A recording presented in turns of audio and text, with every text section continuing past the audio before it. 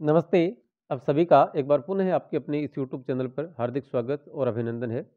बच्चों, आज हम कक्षा 12 की विषय हिंदी अनिवार्य, जो कि कक्षा 12 में अध्ययन करने वाले सभी बच्चों के लिए काम की है, उसकी पाठ्य पुस्तक मुख्य, जिसमें से 32 अंक के प्रश्न पूछे जाने हैं।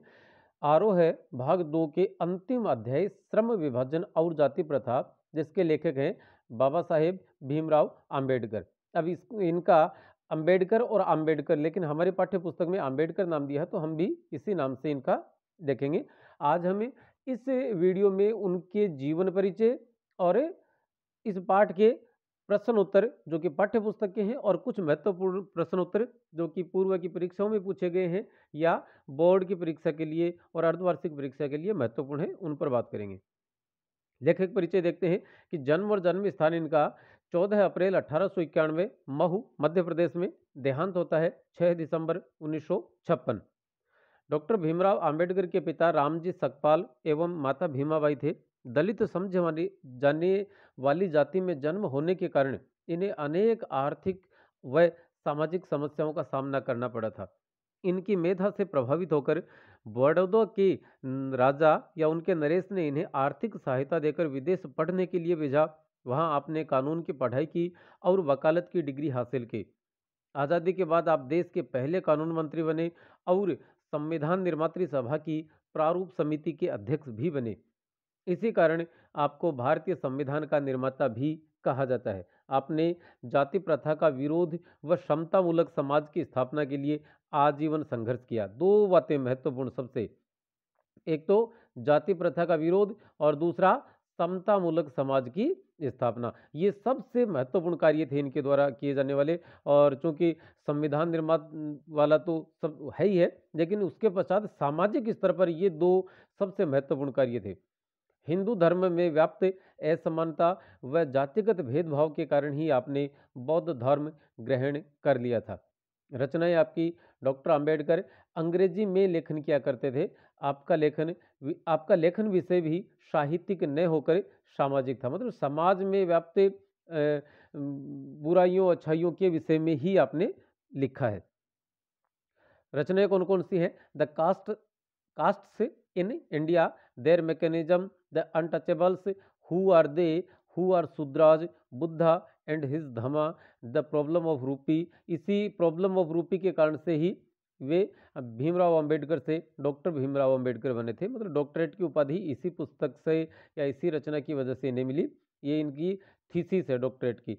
द हिंदू वीमेन और एनहिलेशन ऑफ कास्ट, संपादन आपने किया मूक नायक, बहिष्कृत भारत व जनता का। तो चलिए, आज ये तो हो गया हमारा रचना परिचय, जीवन परिचय, लेखक परिचय, और अब हम देखते हैं इस पाठ के प्रश्न उत्तर। तो प्रस्तुत पाठ डॉक्टर अंबेडकर के प्रसिद्ध भाषण एनिहिलेशन ऑफ कास्ट से लिया गया है। मूल रूप से यह अंग्रेजी में लिखे में अंग्रेज सॉरी मूल रूप से अंग्रेजी में लिखे गए इन भाषणों के संकलन का हिंदी अनुवाद लल्लई सिंह यादव ने जाति भेद का उच्छेद नाम से करवाया था। ये लाहौर का एक संगठन था, जाति पाति तोड़क मंडल, और उस मंडल के अध्यक्ष के तौर पर इन्हें चुना गया था। तब इन्होंने ये भाषण लिखे, और बाद में भाषण जब पढ़े तो जाति पाति तोड़क मंडल के जो सदस्य और वहाँ के जो कार्यकर्ता थे, वे इस बात से नाराज हो गए कि जिन लोगों को सवर्ण कहा जाता है या जिन्हें उच्च जाति का कहा जाता है, वे लोग इन भाषणों से नाराज हो जाएंगे। तब उन्होंने डॉक्टर अंबेडकर से भाषण बदलने के लिए कहा। डॉक्टर अंबेडकर ने भाषण बदलने से इनकार कर दिया। काफी दिनों तक इनके मध्य पत्र व्यवहार होता रहा, और अंततः जाति पाति तोड़क मंडल लाहौर के द्वारा इस अधिवेशन को निरस्त घोषित कर दिया गया। इस अधिवेशन को स्थगित कर दिया गया। पहला प्रश्न देखते हैं, जाति भेद को श्रम विभाजन का ही एक रूप न मानने के पीछे डॉक्टर अंबेडकर ने क्या तर्क दिए हैं, या डॉक्टर अंबेडकर के क्या तर्क है? तो उत्तर में लिखेंगे, डॉक्टर अंबेडकर का मानना है कि जाति प्रथा श्रम विभाजन का रूप नहीं है। अपने मत के लिए उन्होंने निम्न तर्क प्रस्तुत किए हैं। यह श्रम की अपेक्षा मनुष्यों का अलग अलग विभाजन करती है, जिसमें एक दूसरे को नीचा व हीन समझा जाता है।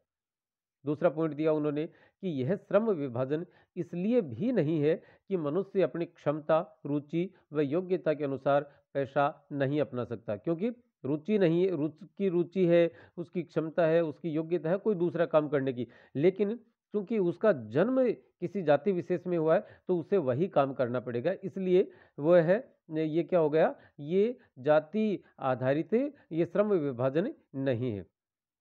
तीसरा पॉइंट है, मनुष्य को उसकी जाति के लिए तय पैसा ही करना पड़ता है, इच्छा न होने के बावजूद भी वह पैसा बदल नहीं सकता, भले ही उसे भूखों ही क्यों न मरना पड़े।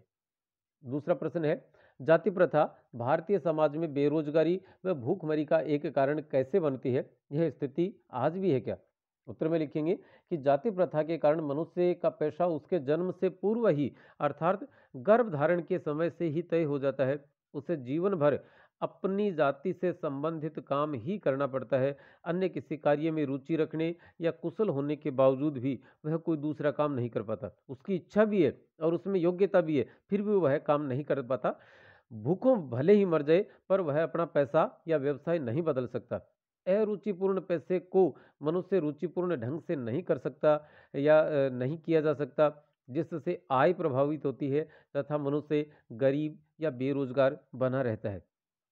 डॉक्टर अंबेडकर के समय, यहाँ देखेंगे आप, दो प्रश्न पूछे थे हमसे कि क्या कि कारण कैसे बनती है और दूसरा था क्या यह स्थिति आज भी है। अब हमें वर्तमान के परिप्रेक्ष्य में इस बात को सही या गलत ठहराना है। देखिए क्या है कि डॉक्टर अंबेडकर के समय में और आज के समय में पर्याप्त अंतर आया है।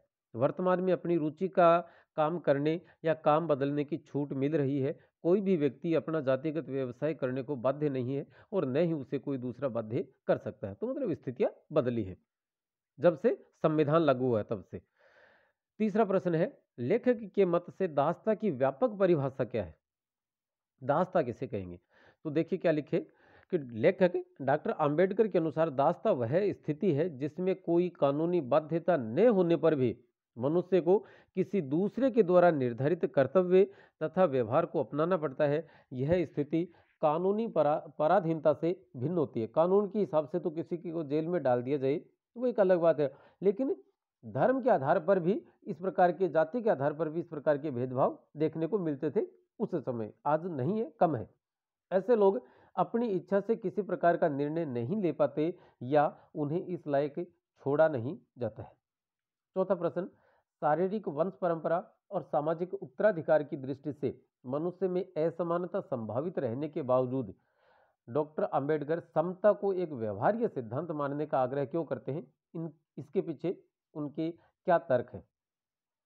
तो डॉक्टर अंबेडकर लिखते हैं कि शारीरिक वंश परंपरा और सामाजिक उत्तराधिकार से तो दो या अधिक लोगों में समानता नहीं हो सकती, ये बात सही है। फिर भी उनका आग्रह है कि समानता को व्यवहारिक रूप में अपनाया जाना चाहिए। डॉक्टर अंबेडकर का मानना है कि प्रत्येक व्यक्ति को अपनी प्रतिभा, क्षमता व काबिलियत दिखाने के समान अवसर मिलने चाहिए। किसी जाति, धर्म या वंश में जन्म लेना मनुष्य के वश की बात नहीं है, अतः इस आधार पर असमानता का व्यवहार नहीं किया जाना चाहिए। पांचवा प्रश्न कि मतलब कोई किसी जाति में, आपका जन्म किस जाति में हुआ ये हमने तय नहीं किया, हमारा जन्म हो गया तब जन्म के साथ ही हम पर क्या हो गया, जाति भी थोप दी गई। अगला प्रश्न है, सही में डॉक्टर अंबेडकर ने भावनात्मक समत्व की मानवीय दृष्टि के तहत जातिवाद का उन्मूलन चाहा है, जिसकी प्रतिष्ठा के लिए भौतिक स्थितियों और जीवन सुविधाओं का तर्क दिया है? क्या आप उससे सहमत हैं? देखिएगा, भौतिक स्थितियां और जीवन सुविधाएं। भौतिक स्थिति का अर्थ यह है कि मनुष्य के जो आर्थिक है, सामाजिक है, वो हालत लगभग समान रहे, वो हालात समान रहे, और उसके पश्चात यदि वो प्रयत्न करते हैं तो प्रयत्नों की समानता स्थापित की जा सकती है। अब लोगों के पास, एक के पास पूरे संसाधन है, दुनिया भर के तमाम संसाधन उसके हाथ में है, उसके पापा के पास पैसे हैं, उनका आर्थिक स्टेटस है, सामाजिक स्टेटस है, और दूसरे वो है जो मजदूरी करके अपना जीवन यापन कर रहे हैं, तो उनके पास वो स्थितियां नहीं होती। तो अब देखें इस पर क्या लिखा है कि डॉक्टर अंबेडकर को समाज के लिए, डॉक्टर अंबेडकर जातिवाद को समाज के लिए नासूर समझते थे और उसको खत्म करना चाहते थे। उनका मानना था कि कोई व्यक्ति किसी कुल या जाति विशेष में जन्म लेने मात्र से अच्छे या बुरे व्यवहार का अधिकारी नहीं बन सकता, कि किसी का जन्म अच्छे में हुआ तो अच्छे व्यवहार का करेंगे उसके साथ, और किसी का दूसरी जाति में जन्म हुआ इसलिए उसके साथ बुरा व्यवहार करेंगे। मतलब किसी जाति में जन्म लेने के आधार पर हम किसी के साथ अच्छा या बुरा व्यवहार करें, इस बात से डॉक्टर अंबेडकर सहमत नहीं थे। वे मानव मात्र में समानता चाहते थे। उनका कहना था कि पहले जाति व्यवस्था को खत्म किया जाए और सभी को अपनी प्रतिभा दिखाने के समान अवसर दिए जाएं। समान भौतिक सुविधाएं, समान जीवन सुविधाएं एवं समान अवसर दिए जाएं। तत्पश्चात स्वस्थ, निष्पक्ष और तटस्थ प्रतिस्पर्धा के आधार पर मूल्यांकन किया जाना चाहिए। आज भी हमारे मूल्यांकन पद्धति जो है उस पर आरोप लगते हैं कि उस नाम के आगे ये शब्द जुड़ा था इसलिए इसको नंबर कम दिए गए या इसको इसलिए नंबर ज़्यादा दिए गए, और विशेष रूप से इंटरव्यू में ये चीज़ें बहुत ज़्यादा देखने को मिलती हैं। यूपीएससी तक के इंटरव्यू इस आधार पर कई बार और वो आते हैं, संदेह के घेरे में आते हैं, सवालों के कटघरे में खड़े होते हैं। तो उस आधार पर हमें क्या करना चाहिए? स्वस्थ, निष्पक्ष और तटस्थ प्रतिस्पर्धा होनी चाहिए। किसी प्रकार का कोई भेदभाव न हो। अपने प्रदर्शन के आधार पर ही श्रेष्ठ व्यवहार के अधिकारी चुने जाने चाहिए, न कि जन्म के आधार पर। डॉक्टर अंबेडकर के इस कथन से या इस तर्क से हम पूर्णतः सहमत हैं।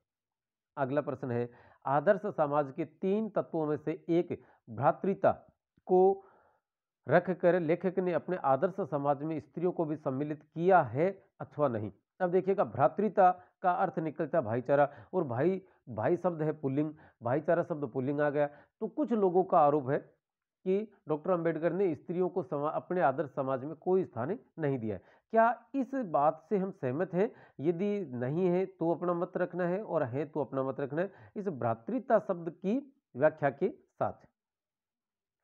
तो उत्तर लिखेंगे, डॉक्टर अंबेडकर ने आदर्श समाज की जो रूपरेखा प्रस्तुत की है उसमें निम्न 3 तत्वों का होना आवश्यक माना है। कौन कौन से? स्वतंत्रता, समता व भ्रातृता। उन्होंने भाईचारा शब्द नहीं लिखा, भ्रातृता लिखा है।